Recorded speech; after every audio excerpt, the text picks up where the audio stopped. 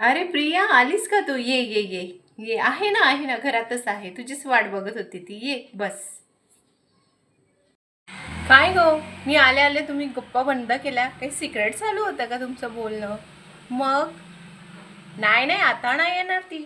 खेळली ना 4 दिवस, आता नाही खेळणार ती. आणि तू रोज जाती का खेळायला?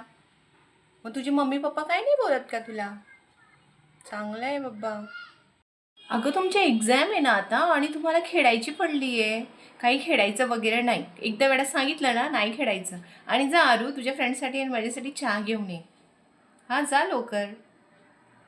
काय ग, स्कूलमध्ये काय चाललंय? काय बॉयफ्रेंड वगैरेचा चक्कर वगैरे आहे की काय? खरंच सांग ते मला.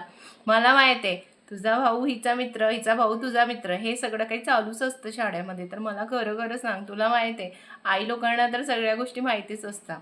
तर त्या पहिले कळलेल्याच बऱ्या राहतात. तर प्लीज सांग, अभ्यास वगैरे करता का, की नुसतं फक्त फिरायचं आणि आपली शाळा भंग करायची, असं काय आहे का?